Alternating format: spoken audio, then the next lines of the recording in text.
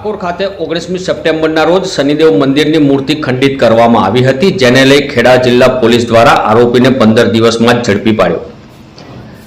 ડાકોર ખાતે આવેલ શનિદેવ મંદિરના મૂર્તિ થોડા દિવસ પહેલા ખંડિત કરાઈ હતી। દાનપેટી તોડી રોકડા રૂપિયા સહિતની ઘણી વસ્તુઓ ગાયબ થઈ હતી। શનિદેવ મંદિરનું તાળું તોડી આ પ્રવૃત્તિ આચરવામાં આવી હતી, જેને લઈ ખેડા એસપી, એસઓજી અને એલસીબીનો કાફલો ઘટના સ્થળે પહોંચી આગળની કાર્યવાહી હાથ ધરવામાં આવી હતી। એફએસએલ અને ડોગ સ્ક્વોડની પણ મદદ લેવાઈ હતી। ડાકોર પોલીસ સ્ટેશન ખાતે ગુનો નોંધવામાં આવ્યો હતો।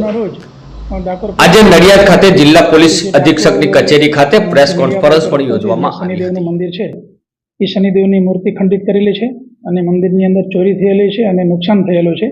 તો આ બાબતની તાત્કાલિક પોલીસ ત્યાં પહોંચી અને ઉપરી અધિકારીને જાણ કરતા તમામ અધિકારીઓ ત્યાં પહોંચેલા અને અમારી એલસીબી, એસઓજી, પેરોલ ફરલો સ્ક્વોડની ટીમ, લોકલ પોલીસ ટીમ, ડીવાયએસપી અને અમે બધાએ જ આજુબાજુમાં સર્ચ કરી અને આ ઘટના ગંભીર જણાતા તાત્કાલિક ગુનો દાખલ કરી એના ટ્રસ્ટી, એના પૂજારી, આજુબાજુના લોકો તમામની વિગતે પૂછપરછ કરી અને સઘન તપાસ હાથ ધરેલી। આ મુદ્દો ખૂબ જ ગંભીર હતો, કારણ કે મંદિરની અંદર તોડફોડ હતી અને મૂર્તિ છે એ ખંડિત કરવામાં આવેલી હતી અને ત્યાં જે પવિત્ર પીપળાના વૃક્ષ હોય એ પણ કાપી નાખવામાં આવેલા હતા। એટલે આ બાબતની ફરિયાદ નોંધી અને અલગ અલગ 10 જેટલી ટીમ બનાવેલી અને એ તમામ team technical intelligence, human intelligence તમામ પ્રકારની માહિતી ગેધર કરી અને ખૂબ જ સરસ રીતે એનાલિસિસ કરી રહ્યા હતા। આટલા દિવસ સુધી ડિટેક્શનની અંદર પ્રાયોરિટીમાં અમારો આ મુદ્દો હતો, કારણ કે લોકોની લાગણી સાથે સંકળાયેલી બાબત હતી।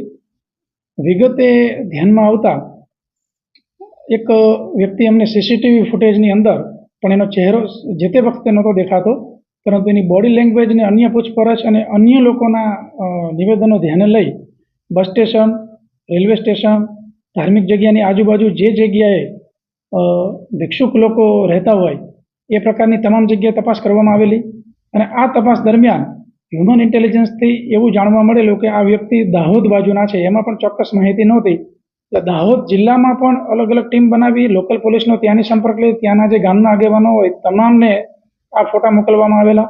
દાહોદ, પંચમહાલ, મહીસાગર અને ખેડા આ 4 જિલ્લાની અંદર આવા લોકોને પુષ્કળ તપાસવામાં આવેલા। 24/7 અમારી તમામ ટીમો કામગીરી કરેલી અને ગઈકાલે રાત્રે દાહોદથી આ વ્યક્તિ જે છે બીજલભાઈ બારિયા એમને પકડવામાં આવેલા અને એમની પૂછપરછ કરી ત્યારે એમને પોતે કબૂલાત કરી કે આ જે ઘટના બની આ જગ્યાએ એ થોડાક દિવસ પહેલાં અહીંયા રહેતા હતા અને ખૂબ જ લાંબો સમયથી ત્યાં રહેતા હતા, પરંતુ આ ઘટના બન્યાના થોડાક દિવસ પહેલાં જ્યારે એમને પૂજારી અને ટ્રસ્ટી સાથે કંઈક સમસ્યા સર્જાતા જે પૂજારી છે એમણે ત્યાં એમને આવવાની ના પાડેલી, એટલે એ બાબતે એમને મનદુખ થયેલું।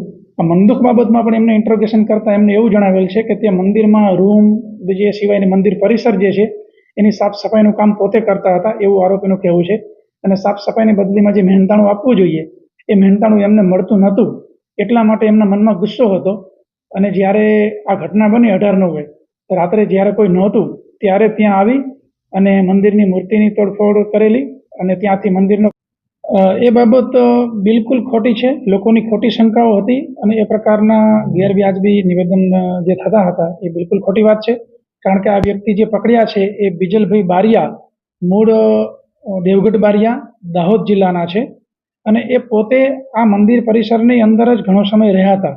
હાલ એમનું જે ડિટેલ ઇન્ટ્રોગેશન કર્યું છે એની મુજબ એ જ જાણવા મળે છે અને એમને એમનું મહેનતાણું નહીં આપતા પોતે મનમાં રીસ રાખી, ગુસ્સો રાખી અને આ ઘટનાને અંજામ આપ્યો છે। જે કંઈ ઘટનાને અંજામ આપ્યો છે બિલકુલ દુઃખદ છે, લોકોની ધાર્મિક લાગણી દુભાઈ એ પ્રકારનો છે, એટલા માટે આરોપીની વિરુદ્ધમાં વ્યવસ્થિત રીતે પુરાવા એકઠા કરી નામદાર કોર્ટમાં ચાર્જશીટ કરવામાં આવશે અને આરોપીને સજા થાય એ પ્રકારના પૂરતા પ્રયત્નો કરવામાં આવશે।